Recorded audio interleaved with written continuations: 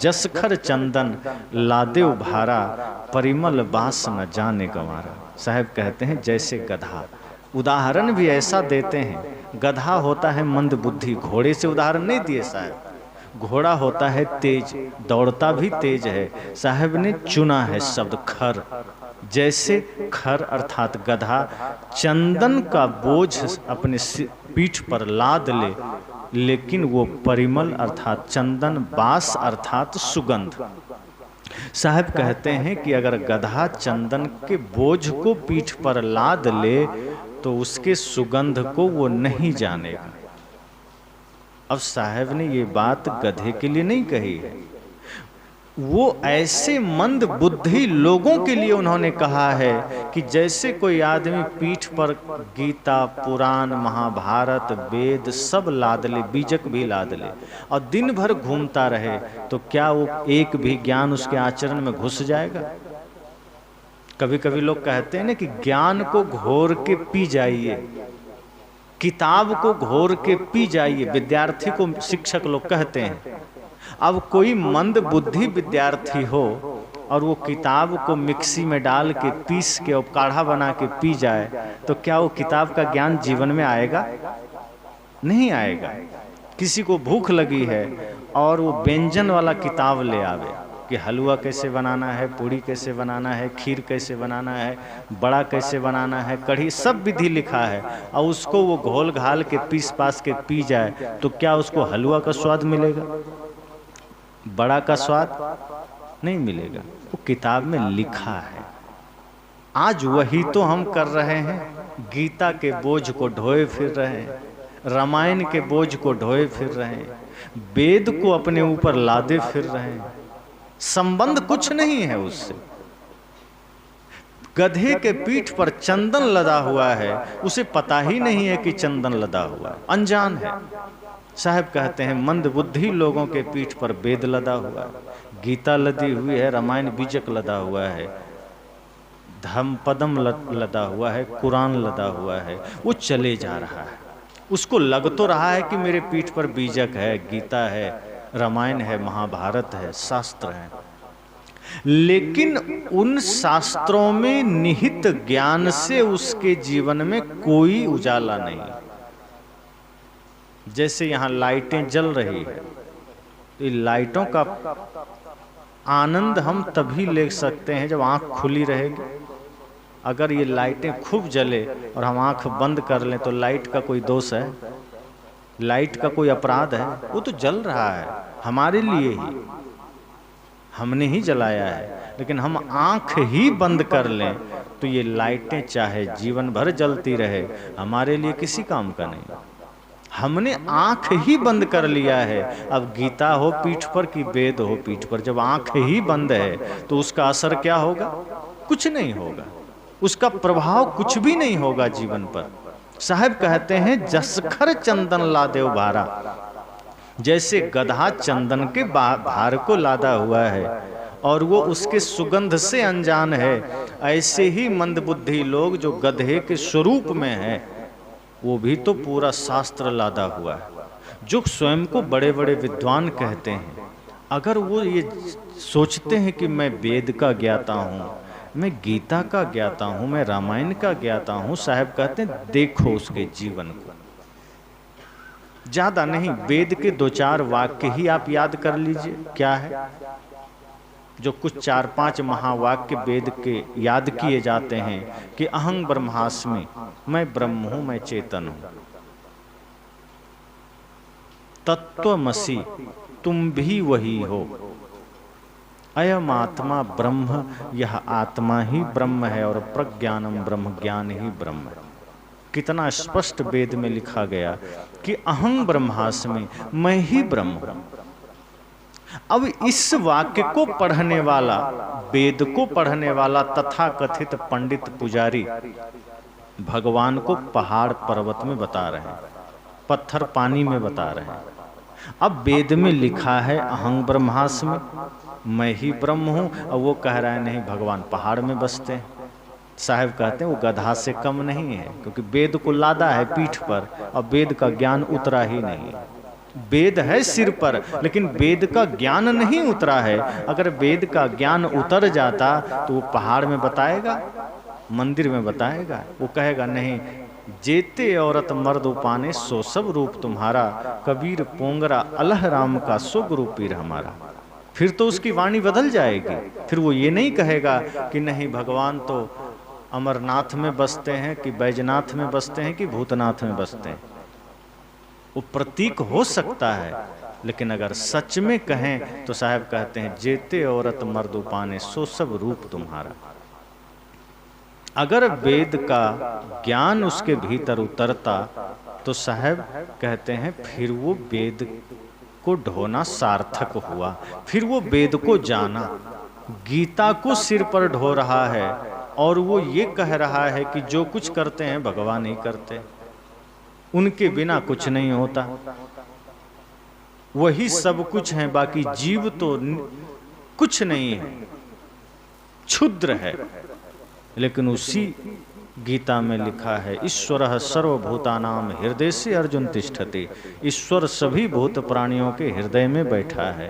अब गीता को सिर पर तो लादा है, पर गीता की बात को उसने हृदय में आने ही नहीं दिया।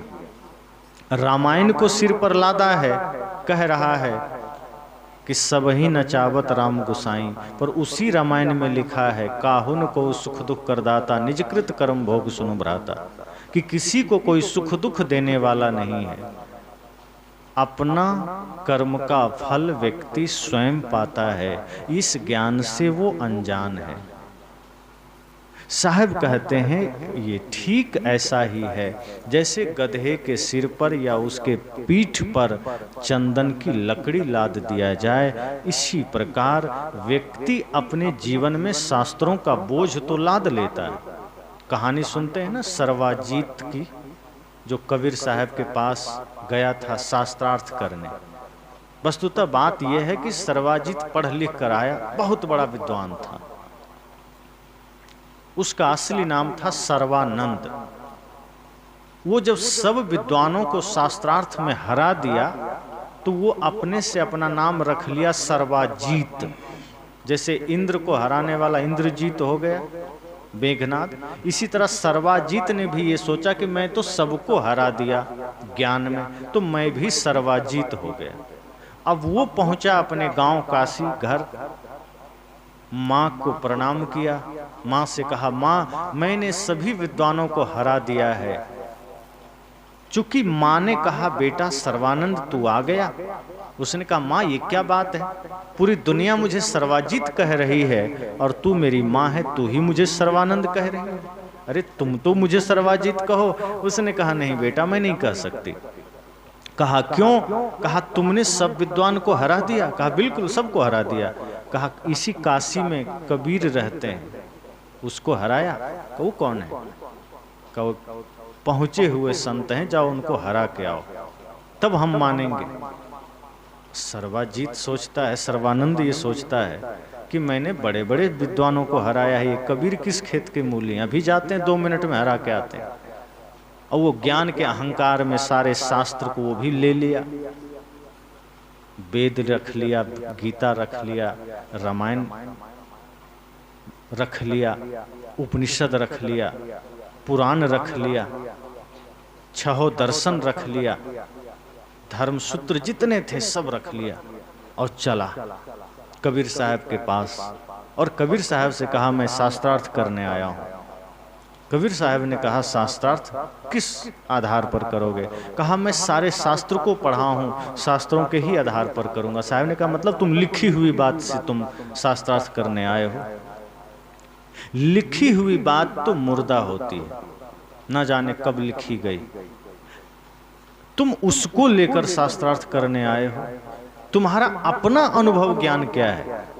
तुम्हारा अपना ज्ञान क्या है? उसने कहा मेरा अपना, मैंने शास्त्रों को पढ़ा है। तब साहब ने कहा मैं कहता आँखन देखी, तू कहता कागज की लेखी, तो मेरा तेरा मनवा कैसे एक होई रे? वे कहते मैं तो आंखों देखी बात करूंगा, मैं तो अनुभव की बात करूंगा, और तुम कागज में लिखी हुई बात करोगे तो तुम्हारे और हमारे बीच मेल कैसे होगा? और फिर बहुत सारी बातें हुई। उस शास्त्रों की बातें करते रहे, साहब अनुभव की बातें करते रहे। और कहा जाता है कि अंततः वो नतमस्तक हो गया साहब के अनुभव ज्ञान के सामने, वो झुक गया, चरण छुआ, कहा गुरुदेव मैं आपकी शरण में आया हूँ, मैं आपकी शिष्यता स्वीकार करना चाहता हूँ। मैंने बाहर सारे शास्त्र पढ़े फिर भी मैं स्वयं को न जान सका, मैंने बाहर सारे ज्ञान पढ़े फिर भी मैं स्वयं से अनजान रहा। आप इस साधारण सी भाषा में आपने अपने अनुभव के ज्ञान से मुझसे परिचय करा दिया है। मैं शब्दों से परिचित हुआ, व्याकरण से परिचित हुआ, गीता रामायण भागवत से परिचित हुआ, स्वयं से तो मैं अपरिचित ही रहा, स्वयं से तो मैं अनजान ही रहा कि मैं कौन हूं। आज आपने मुझे मेरा पता बता दिया है, मैं आपके चरणों में झुक रहा हूं। और कहते हैं कि वो कबीर साहब के शिष्य हो गए और शायद उन्हीं का नाम सुरति गोपाल साहब ने रखा। तो जो कबीर परंपरा में सुरति गोपाल साहब हैं वही सर्वानंद है। तो इस तरह से लोग ज्ञान का घमंड कर लेते हैं कि मैं गीता को जानता हूँ, वेद को जानता हूँ, रामायण को जानता हूँ, महाभारत को जानता हूँ, 6 शास्त्र को जानता हूँ, 4 वेद को जानता हूँ, 18 पुराण को जानता हूँ। पर साहब कहते हैं उसमें निहित जो तत्व ज्ञान है, आत्मज्ञान है, जो आदर्श है, व्यक्ति उससे अनभिज्ञ रहता है, उससे अनजान रहता है। इसलिए वो उस गधे के समान है जो पीठ पर चंदन को लाद के चलता है। साहब कहते हैं गधा मत बनिए, अर्थात मंद बुद्धि बन के मत घूमिए। वो पंडितों से कहते हैं कि तुम्हें लगता है कि तुम शास्त्रों के ज्ञाता हो, तुम्हें लगता है कि तुम वेद के ज्ञाता हो, पर तुम तो कुछ नहीं जानते। जिसने स्वयं को ही न जाना वो क्या जाना, कुछ नहीं जाना। इसलिए साहब कहते हैं फिर परिमल बास न जाने गंवारा, वो इस शास्त्र के सुगंध से अनजान है, शास्त्र के रहस्य से अनजान है। कहीं कबीर खोजे असमाना।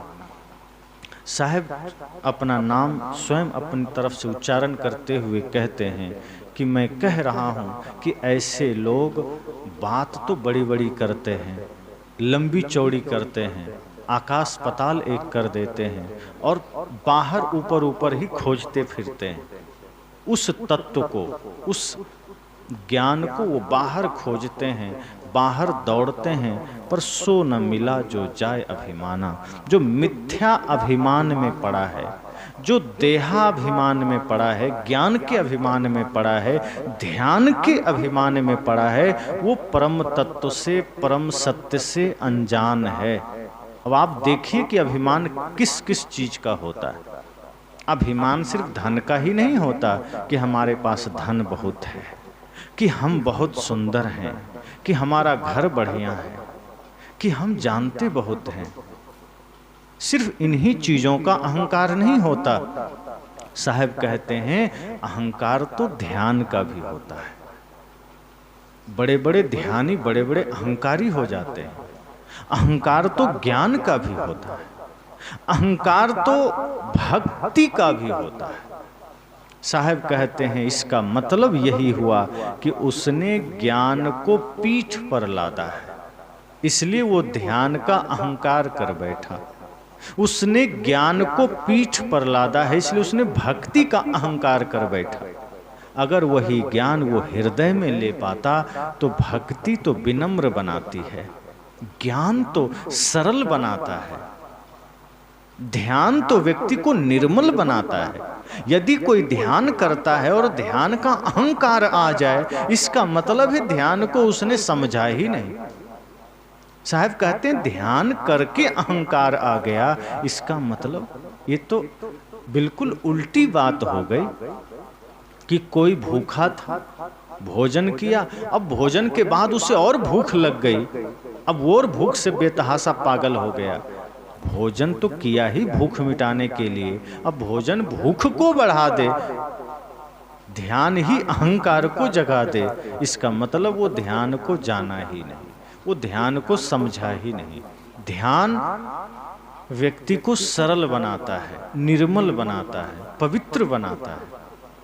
और आप कथा सुनते हैं ना, बड़े बड़े ध्यानी जो हिमालय में तपस्या करते थे, बरसों से तपस्या में रत हैं, ध्यान में हैं, और किसी ने उनका ध्यान भंग कर दिया तुरंत श्राप दे देते थे, अर्थात तुरंत क्रोध जागृत हो जाता था। अब आप सोचिए, जो बरसों से ध्यान में होगा तो वो ध्यान उसको इतना निर्मल बना देना चाहिए, वो व्यक्ति इतना सरल, इतना सहज बन जाना चाहिए कि कोई गाली भी दे, जो कोई गाली दे तो जवाबो नहीं दीजिए। साहब ने कहा है कि जो गाली भी कोई दे तो मुस्कुरा दीजिए। संत का लक्षण, जिसके भीतर ध्यान घटित हो जाएगा, उसका लक्षण ही यही है कि अगर कोई गाली भी आप पर फेंकता है तो आप बदले में मीठे वचन फेंकिए, मुस्कुराहट दीजिए। साहब कहते हैं ध्यान अगर जीवन में घटित हो गया, और मैं उसे ही सच्चा ध्यानी कहूँगा जिसके चेहरे पर अपमान के बाद भी थोड़ा सा सिकन ना आए। कोई अपमान भी कर दे, कोई अपशब्द भी बोल दे, कोई निंदा भी कर दे और उसके चेहरे पर थोड़ी सी भी सिकन ना आए। बुद्ध यही शिक्षा देकर गए, सदगुरु कबीर यही बात यहाँ कह रहे हैं कि जो मिथ्या अभिमान हम कर बैठते हैं, सिर्फ रूप का ही नहीं, धन का ही नहीं, पद का ही नहीं, ज्ञान का भी, ध्यान का भी, भक्ति का भी, सत्संग का भी और दान का भी। कहते हैं अहंकार जब हम किसी भी चीज का कर लेते हैं तो उन चीजों से हम बहुत दूर हो जाते हैं। हम अगर धन का भी घमंड करते हैं तो धन से हम दूर हो जाते हैं। धन होता तो पास में है लेकिन वो होता ही नहीं, क्योंकि वक्त पर वो काम नहीं आता। जब हम ध्यान का अहंकार कर लेते हैं तो ध्यान से हम दूर हो जाते हैं, फिर ध्यान हमारे पास नहीं होता। ध्यान की चर्चा मैं और किसी दिन बढ़िया से करूंगा, चूंकि ध्यान जीवन का प्राण है और ध्यान को अन्य मत पंथ में बहुत उलझाया गया है। ऐसा उलझा दिया गया, कई लोग उसको इस तरह से बता दिए कि यम, नियम, ध्यान, धारणा, प्रत्याहार, समाधि, दुनिया भर की जो चीजें हैं, जब तक तुम इन चीजों की पंक्तिबद्ध पालन नहीं कर लेते, इन चीजों पर विजय नहीं प्राप्त कर लेते, मन का अर्थात जो माला है उसका जाप नहीं कर लेते, ज्योति बिंदु को नहीं समझ लेते, सहस्त्रार को नहीं समझ लेते, मूलाधार, स्वादिष्ठान, मणिपुर, अनाहत, विशुद्धि, आज्ञा चक्र से लेकर सहस्त्रार्थ की चर्चा करके वो जीव को उलझा देते हैं, अर्थात कोई ध्यान करने का साहस ही न जुटाए। और साहब, मैंने कल कहा था कि साहब ध्यान को सरल बना देते हैं। और एक लाइन में अगर हम कहें तो ध्यान का अर्थ होता है 2400 घंटे होश में जीना। तो इस पर हम आगे और चर्चा करेंगे। आज ये जो साहब कह रहे हैं कि कहीं कबीर खोजे आसमाना, कि जो लोग मिथ्या अभिमान में, ज्ञान के मिथ्या अभिमान में, शास्त्र के मिथ्या अभिमान में जो बाहर खोजे चला जा रहा है वो नहीं पा सकता, क्योंकि वो अभिमान में खोज रहा है। और अभिमान में जब अभिमान शब्द आ गया मतलब वो मिथ्या ही होगा, हकीकत हो नहीं सकता। अभिमान का मतलब ही है जो है नहीं और उसका घमंड करना। और फिर अभिमान तो विकार ही है, और जब जीवन में विकार आ जाते हैं, जीवन में मल आ जाए, विकार आ जाए, गंदगी आ जाए, तो फिर सत्य से हम दूर हो जाते हैं, ध्यान से दूर हो जाते हैं। सदगुरु कबीर हमें कहते हैं कि ध्यान, सत्य, भक्ति, सेवा, ये ऐसी निर्मल चीज़ें हैं जो सही रूप में हृदय में जागृत हो जाए तो व्यक्ति से ज़्यादा पावन कोई नहीं होता, उस व्यक्ति से ज़्यादा दिव्य कोई नहीं होता।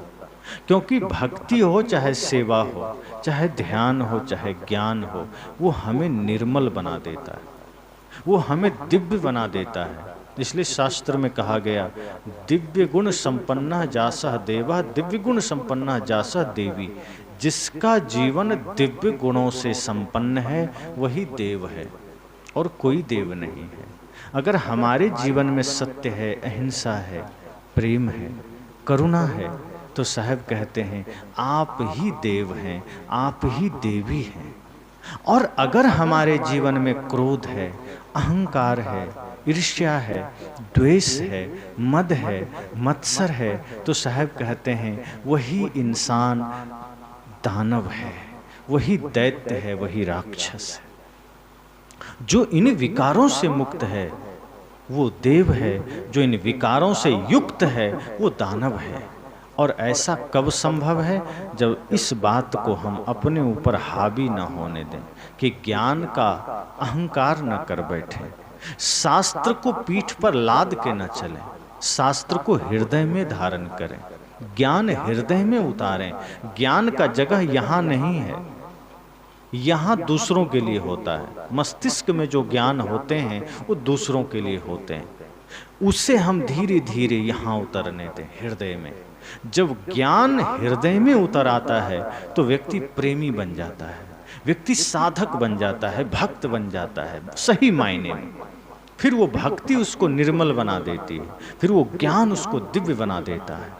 तो हम कोशिश करें कि जो ज्ञान हमारा यहाँ है वो धीरे धीरे हमारे हृदय में आ जाए, और जो ज्ञान हृदय में आ जाता है वो हमारे जीवन को दिव्य बना देता है। तो सद्गुरु कबीर इस रमैनी के माध्यम से हमें बहुत ही सहज सरल शब्दों में जीवन के महत्वपूर्ण पहलुओं पर एक सुंदर विचार प्रस्तुत करते हैं और कहते हैं कि जो विवेकहीन है, जो मूढ़ है, मंद बुद्धि है, उसके लिए शास्त्र भी निरर्थक है, उसके लिए वेद भी बेकार है, गीता भी बेकार है।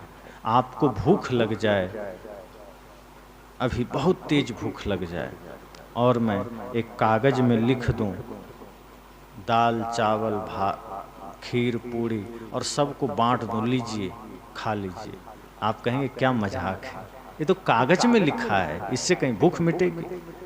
भूख तो तब मिटेगी जब थाली में सब ये सही में हकीकत में सामने आएगा, तब मिटेगी ना। कागज से तो भूख नहीं मिटेगी। ये शास्त्र कागज ही तो है, हमने सामने रख लिया, हमने पीठ पर रख लिया, हमने दिमाग में रख लिया, और हम सोच रहे हैं हमारे जीवन का दुख मिट जाएगा। हमने शास्त्र को वैसा ही किया है जैसा अभी हमने आपको कहा कि जैसे सिर में दर्द है और सिर दर्द की गोलियां डॉक्टर आपको दे, ले जाइए इसको खा लीजिए, और हम क्या करें, सिर दर्द की गोली को पोटली में बांध करके सिर पर रख के बैठ जाएं, तो सिर दर्द ठीक हो जाएगा? बढ़ता चला जाएगा, ठीक नहीं होगा। हमने जीवन के दुखों से मुक्ति के लिए शास्त्रों को सिर पे रख लिया, बैठ गया। अब दूसरे को तो लग रहा है तो बड़ा शास्त्रज्ञ आदमी है, शास्त्र साथ लेके चल रहा है, वेद का ज्ञाता है, पर साहब कहते हैं नहीं, तुम्हारे सिर पर होते हुए भी सिर से हृदय की दूरी है, और उस दूरी को जिस दिन कम कर दोगे सिर दर्द मिट जाएगा। अर्थात जो जन्म जन्म की दुख है जीवन में, जो जन्म जन्म की वासना है जीवन में, जो जन्म जन्म के कष्ट हैं, सब मिट जाएंगे। तो उसके लिए शास्त्र को सिर पर नहीं रखना है।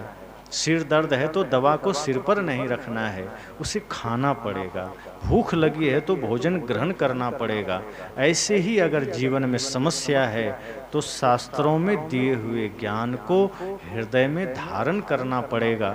तो सही अर्थों में हम भी दिव्य बन सकते हैं, देव बन सकते हैं। और फिर जब आप देव बन गए तो आपका घर देवालय तो बन ही गया।